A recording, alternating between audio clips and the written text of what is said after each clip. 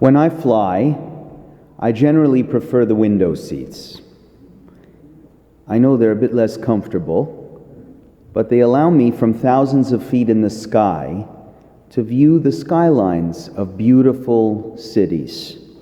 Flying into Toronto's Island Airport is really magnificent. Flights to Montreal often will circle around Mount Royal. You get a view of the whole city.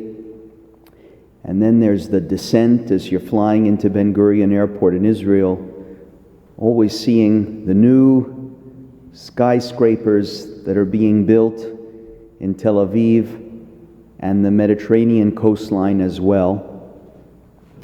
But of all of these, I don't think there's any view more beautiful than the skyline of New York City, particularly at night, with its countless spires, which the poet Walt Whitman once described as high growths of iron, slender, strong, light, splendidly uprising toward clear skies.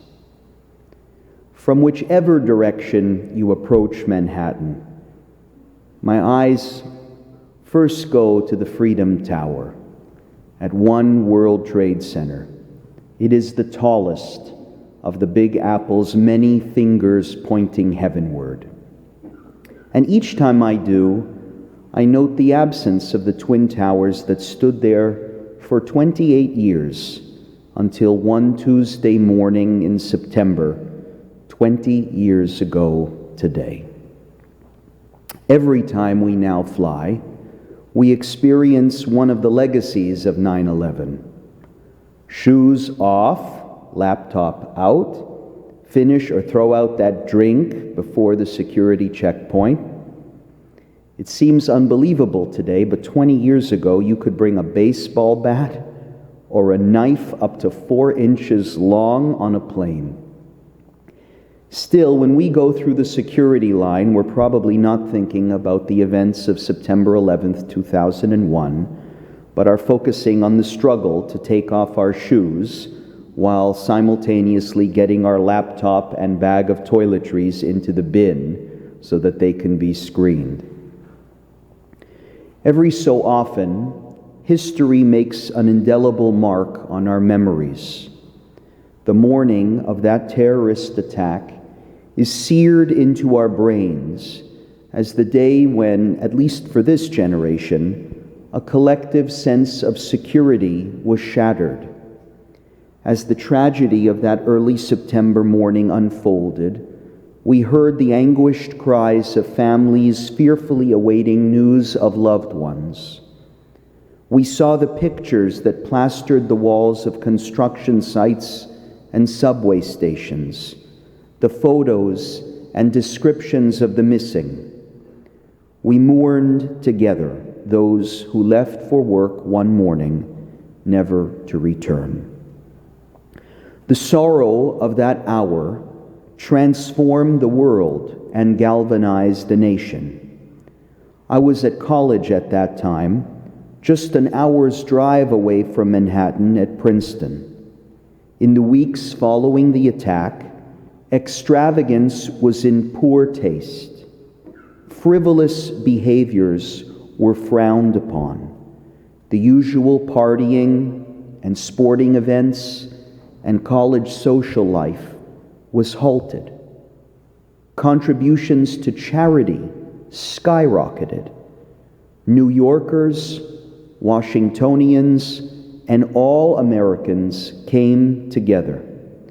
I even attended a Canada Loves New York rally a few weeks after the attack held in New York City. Unity was the theme of the hour. Those first months following 9/11, we lived with a new sense of purpose and urgency. We learned that life could be cut short at any time. Many who delayed marriage took the plunge. Those who had put off having children decided not to wait any longer. Who knew? what might be around the corner. The summer following 9/11, a mini baby boom took place.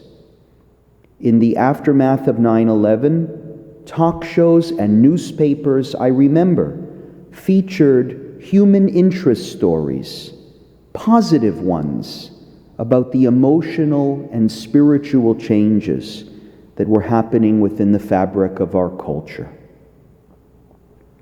Not unlike the heroines of this past week's Rosh Hashanah readings, Hagar, Hannah, Rachel, these heroines who found redemption through their tears of grief.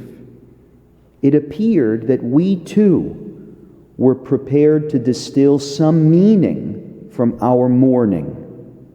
In our sorrow, we resolved to change. We would be better. And we did. And we were. For a while.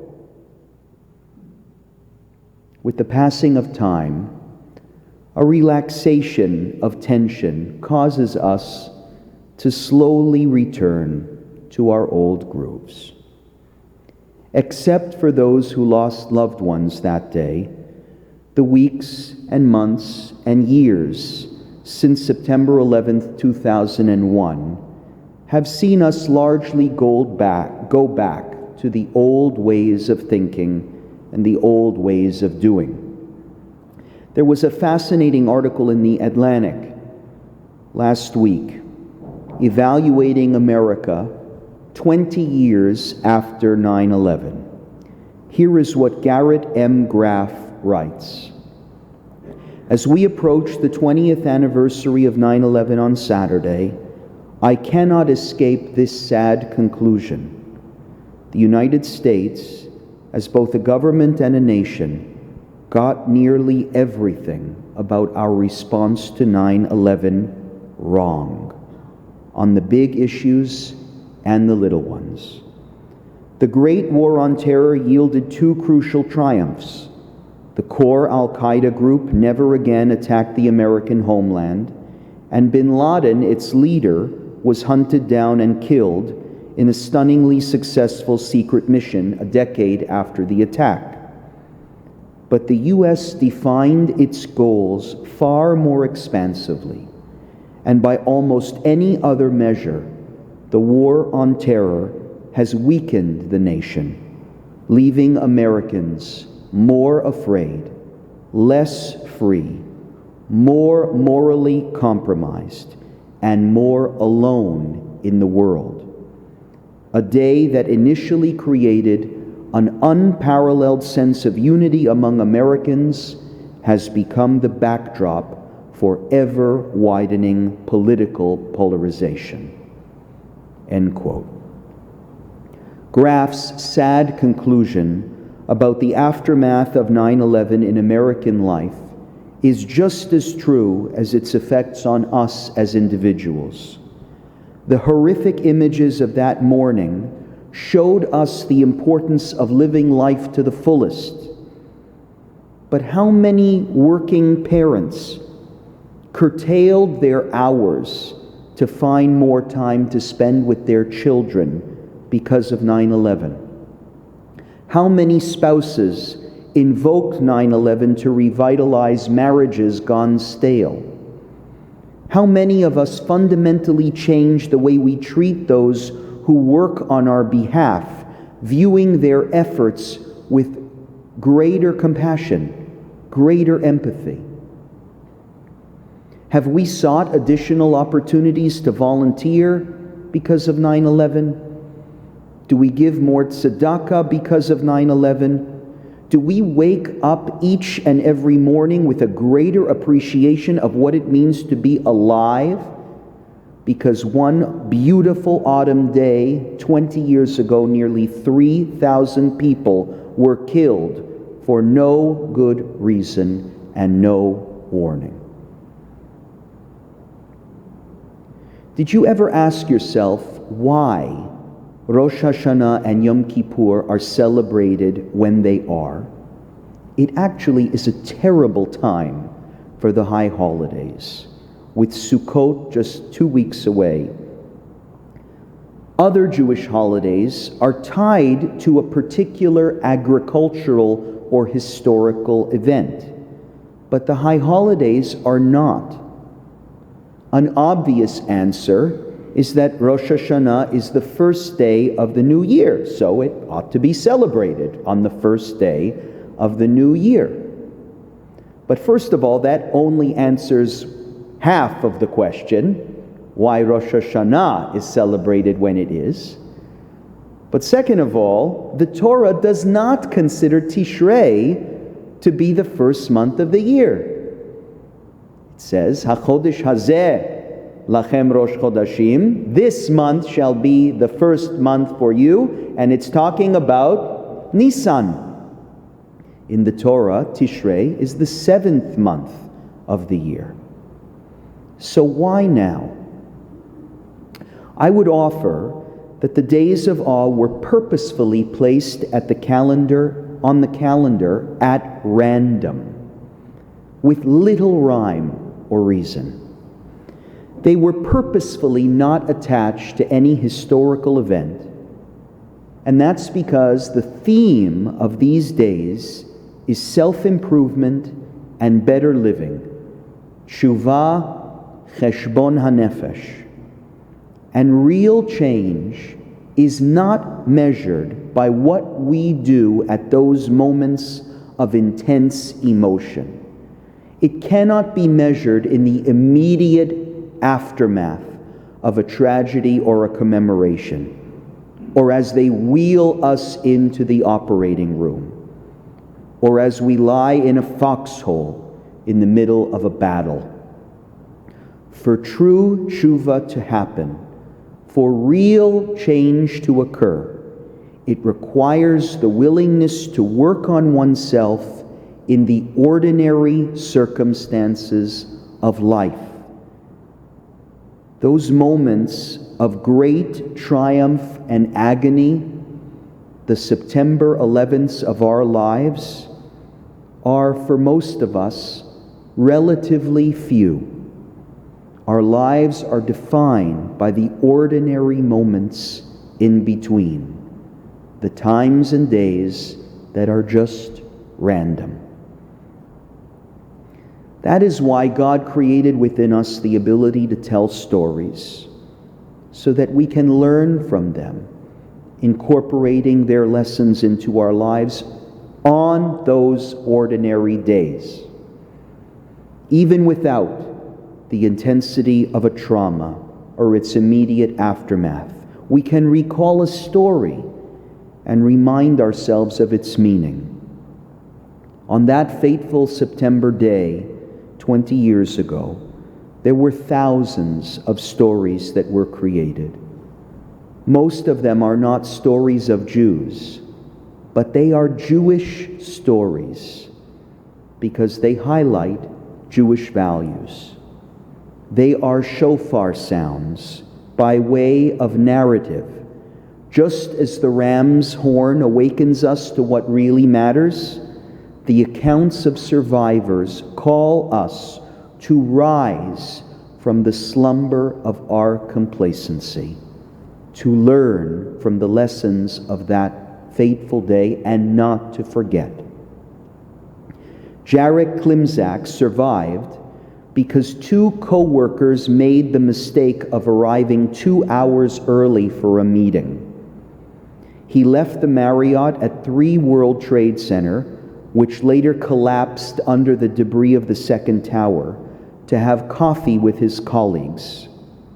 He went out in casual clothing with nothing but his key card to room 1043, planning to return in an hour to get ready. The decision saved his life, but cost him all of his belongings. Only hours before, he later observed, the items in my luggage seemed so dear to me, some of them too precious to ever consider losing. But in the face of this scene of carnage, and in the instant of their disintegration, they all became trivial objects not worth a thought. A simple reminder of what really matters. There's a Jewish story for you from 9/11. Here's another. Denise Campbell witnessed a man falling from the South Tower in a dark suit and a light-colored tie. For months, he was in her dreams. Eventually, she composed a letter to his memory, writing, "In my dreams, you came to me, and I could always feel your presence. I wonder if that is you in my dream, coming to greet me, introducing yourself. I wonder if you know that the pain of seeing you fly introduced a new thread of reality for me, a thread of anger, pain, guilt for living, worry, acceptance, devout respect, hope, love, and of peace, finally peace. Today I live each day with gratitude and wonder. I am not perfect. I am flawed. I make mistakes and mess up. There are days I fail to reach my objective of carrying gratitude and seeing the wonder of this thing called life. But somehow I pick myself up and readjust, putting those who have died in the forefront of my mind." That's another Jewish story. Here's another. If you visit the 9/11 Memorial Plaza, you will see a very special calorie pear tree. It is known as the survivor tree. Almost a month after the attack on the Twin Towers, the tree was discovered at Ground Zero severely damaged, with snapped roots and broke and burnt branches. Workers removed the tree from the rubble, and the New York City Department of Parks and Recreation nurtured it back to health. After 9 years of recovery and rehabilitation, the city returned that tree to the Memorial Plaza 10 years ago. Look carefully at the trunk, and you will see the new smooth limbs that extend from the stumps, creating a visible demarcation between the tree's past and its present. The tree is a poignant, living reminder of resilience. It carries the scars of tragedy, but when it blooms in the spring, its flowers look like those of any other pear tree. That's a Jewish story. But unlike the pear tree, we humans are not merely victims of our circumstances. We can make a difference.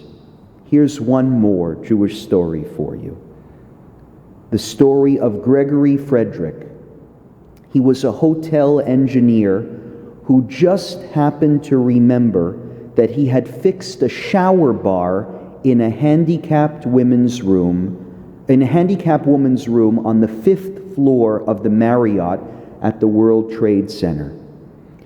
His recollection saved the life of Lee, a wheelchair-bound woman with multiple sclerosis, and her mother too, Faye.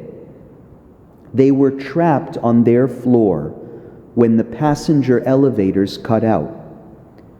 But Gregory used the freight elevator, which still had power. His thoughtfulness saved the lives of 2 women of whom he knew nothing but their first names.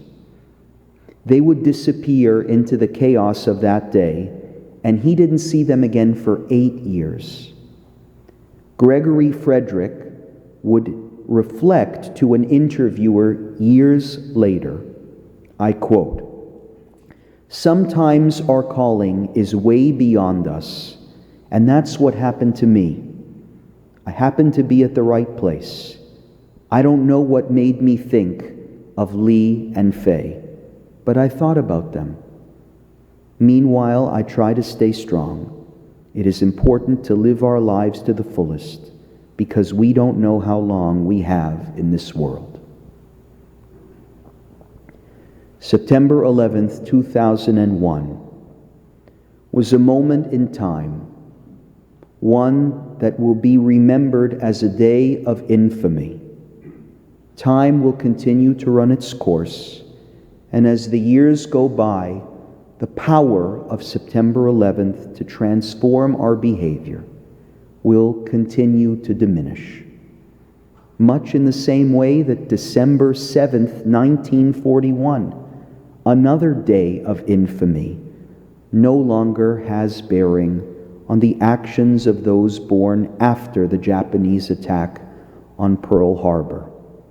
Such is human nature. The high holidays, however, are timeless. They come out of nowhere, unconnected to any particular date or event in history, to remind us that Teshuvah is not the business of grand gestures and sweeping changes made in the heat of the moment.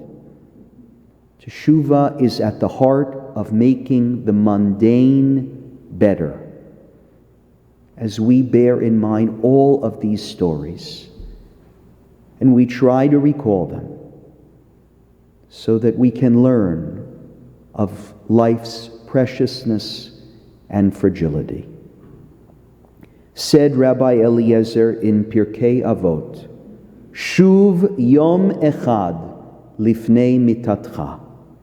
Repent one day before your death. The Talmud objects, but how does one know when that will be? Yashuv hayom, the Talmud answers. Start today. Just a week before the World Trade Center attack, I flew myself into Newark Airport in New Jersey on a bright and beautiful day. I had my window seat, and I was lucky. I was on the right side of the airplane during the descent.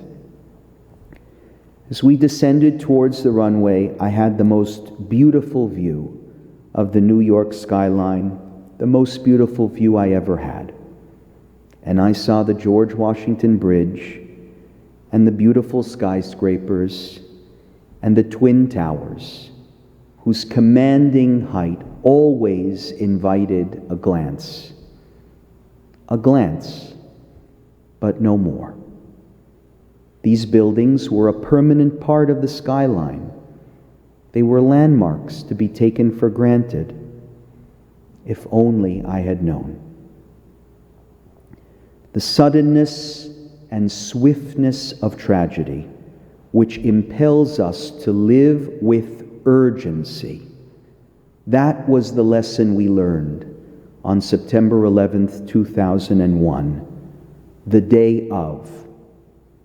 Shabbat Shuvah, however, is the lesson of September 10th, 2001, the day before, the day when all was quiet, the day when all was seemingly well. The time to change is now, for who knows what waits on the wings of tomorrow. Who really knows? Shabbat Shalom, Gemar Chatima Tova.